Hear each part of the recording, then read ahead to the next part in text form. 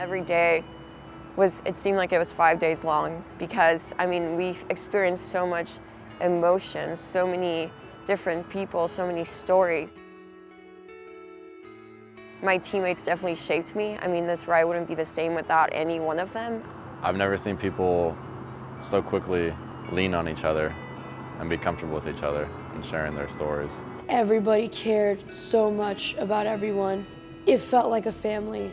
I mean, they were each and every one such an individual, special person with their own stories and their own struggles and their own why I rides. Everyone's beautiful, positive characteristics they have. I hope one day, I can create the world's best person and add in all those amazing characteristics and be able to leave the ride knowing I can be a better person because I've met so many amazing people. I learned so much from them, and I learned how to live, how to love, and how to be present in the moment and experience everything. You know, I think I anticipated us becoming friends during this process, but I don't really think I could have predicted how these people were going to heal each other. Several of our teammates had parents who had passed away at a really young age, and I think that changed the dialogue that we had really early on about cancer. I did Texas 4000 for my mom. When I was a freshman in college, she was diagnosed with stage 4 non-smoking lung cancer. I applied and joined Texas 4000 when she was still alive and told her I was doing it for her, which is still true. I did it for her. And the end of spring in 2015, she died. And me doing Texas 4000 is holding true to the promise I gave her that I would do this for her. To me, Texas 4000 has been an opportunity to talk a lot about some of the memories that I've kept silent for a really long time, particularly those about my dad, who I lost when I was 9 years old to Hodgkin's.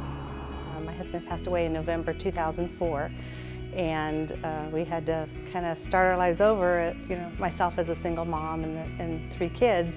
And we ultimately ended up moving to Texas. But I think one of the things I've seen in Christy now is that in moving, we left behind the people who knew her dad and knew her struggle and knew her story. I love that this organization is one that I have a team that already kind of knows my story or has lost someone, and so I can just tell a happy story or something that made me laugh with my dad without there being that weird conversation of, well, what does your dad do? Or, oh, I'm so sorry for your loss. It can just be a happy story and a memory, and that's it. And that's a really, really cool feeling that I thought I'd kind of lost forever. I had fun, which is what I needed, because for the past 3 years, my mom was, to be frank, dying, and that was hard on my family, that's hard on me. It was hard to balance what you could call selfish wants and wanting to live my own life and to go to school, and then trying to take care of my mom. And T4K was fun. It was a fun summer. It was hard, but it was good. It let me be happy again. And When I was 12 years old, I lost my mom to stage 4 adenocarcinoma, unknown primary cancer. So when I saw Texas 4000, I thought this was a perfect opportunity to honor her life and allow her to see the most beautiful parts of the United States through my eyes and be able to live that curious and adventurous spirit that she had and allow her to live it through me. So as she's going along, she's sending me texts of that. I'm doing good, we're doing fine. We went to Oklahoma and the state after the states, and the more I listen to her, it's like she's getting stronger and stronger. It's like something actually is pulling her through. This ride has allowed me to shed the tears I need, share the stories I need to share about her, and to spread hope that even though you lose a loved one and life gets hard, to never give up, because my mom never gave up. Texas 4000 to me means primarily spreading hope, which is one of our 3 pillars, to the people that we meet. To quote one of my teammates, Imran, he sees Texas 4000 as a forum for people to share their stories. Our goal going into the summer was to work with hosts and to share our stories and to be really open and to create a dialogue. And I think more than anything, we did that. I was able to connect with that the most of my Texas 4000 journey because I was able to share about my mom and they were comfortably able to share about their moms or their daughters or their stories. We came in with these stories that we'd already shared and these burdens that we were willing to carry for each other. And then suddenly here we are sharing with a host, talking to them about what it means to lose someone and saying, we also understand and we're yours in this fight. Just being able to show them that we care for them enough to bike 4,000 miles across the country, it really goes a long way to spread hope in a seemingly hopeless situation. Texas 4000 gives to not only research facilities, the UT Biomedical Engineering Department and their research programs, UT Southwestern in Dallas, and then MD Anderson in Houston. And then of course we give a lot to support services along the way, which I think is also really important. Rockies visited Brent's place when we were in Denver, and it was amazing to see the way in which we actually can make a tangible difference, the way we see, several different rooms set up, what kids see at such a young age. And I think it was extremely impactful for me to realize that something I'm doing, like pedaling a bike or just interacting with someone who would then donate to me, actually is gonna make someone's life better. And it's gonna make a difference in the cancer community. We fundraise through events, through letter writing, through panhandling, which is where we literally go ask for money on the streets. And the team's done really, really well, especially over the course of the ride. We've raised close to $100,000 since we left Austin.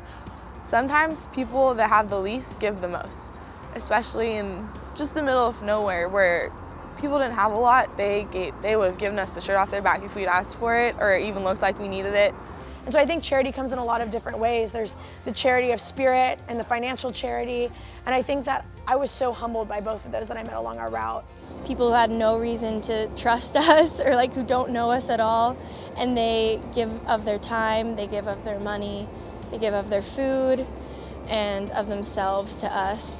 There's a homeless man who donated to us, and I knew that was all he had for probably the week, and that's what he gave us, and it was in honor of his cousin and his sister, and that still just sticks with me. No matter what, there's always something we can give, and so I think that's something I really want to carry with me forever. I've always been someone who loves to be in front of people and loves to be telling jokes and calling the shots up front. And I think T4K has really taught me that that's not necessarily what leadership always looks like. Leadership can be just as valuable when it's from behind, when it's in a one-on-one situation. It's about going where you're most needed, not where you would be the most comfortable. I personally have learned a lot about flexibility. We throw that word around a lot, but it's really so true. Almost never do things go as expected on the ride, and you really have to learn to sort of go with the flow. Our van broke down. We just threw all our stuff in one van and couldn't sag out for any reason for a week, and we just did it. It takes a lot to stop us. Wednesday, May 1st, 2013, I woke up in a post-op room with both of my parents at either side of me, and the surgeon at the foot of my bed. And he said, the pathologist and I during the surgery found tumor cells that were concurrent with or consistent with Ewing sarcoma. I just knew that we could do this, that we could fight it, but it was going to be long and hard and tough. So I was under the knife a couple more times, and May 11th, I started chemotherapy. I went through 11 weeks of chemo over summer and was in a wheelchair because I couldn't walk. My left leg was 1.5 inches shorter than my right leg. And then on August 21st, 2013, I had a partial hip replacement. And then from there, I had another 26 weeks of chemotherapy, 37 in total, concluding on March 14th, 2014. But ever since then, every 3 months, I've had my quarterly scans and they've all come back clear. We were at orientation for Michael at UT when he learned about the Texas 4000 group. I leaned over to my mom and I said, I have to do this. It's a bike ride to raise money for cancer research. I thought he was crazy. Just a year ago, he was still using a cane. He couldn't do some of our workouts. He had to get all of his doctor's approval. Everybody said, go for it, Michael. Take that year, build yourself up, and you can do this. And he did. And we got to go to the facility where he received his treatment.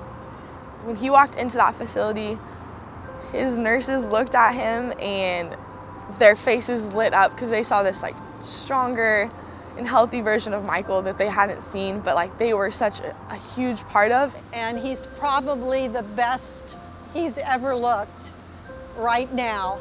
I think that for my treatment, it was really hard and kind of a dark period of my life, but I had a lot of hope that I would make it to the other side and I would continue on with my life just as I was going to before my cancer diagnosis. And I think that that was the supplement to my good healthcare that I got that made me like successful in survivorship and pushed me through to do this ride.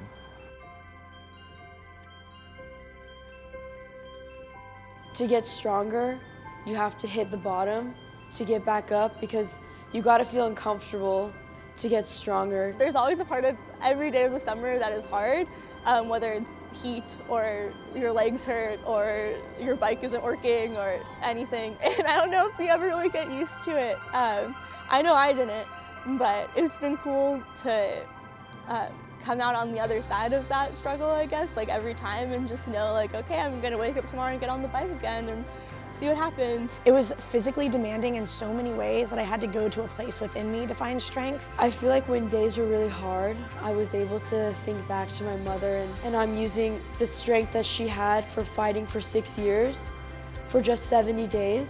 And I knew that if she could do it, I could do it. When you're losing someone to cancer, it's very hopeless and you feel helpless. And Texas 4000 was a good way to easily see that I was doing something, because that's what she wanted, was for me to take something negative and turn it into positive. And I feel like I've done that now. Although cancer took her, she still was able to have a smile on her face till the day she died, and she told us that she loved us. Everybody just was accepting the fact that this is it, this is life, there is a beginning and there is an end. We don't have no control at the beginning of it. We have no control what happens at the end. But what is in our control is what we do now. What did we do at this moment? How we behave at this moment. And that's how you do it. You do it day by day, rest stop by rest stop. And it lets you break down and segment things that seem impossible, and you realize that you just wake up in the morning, put your shoes on, and you bike.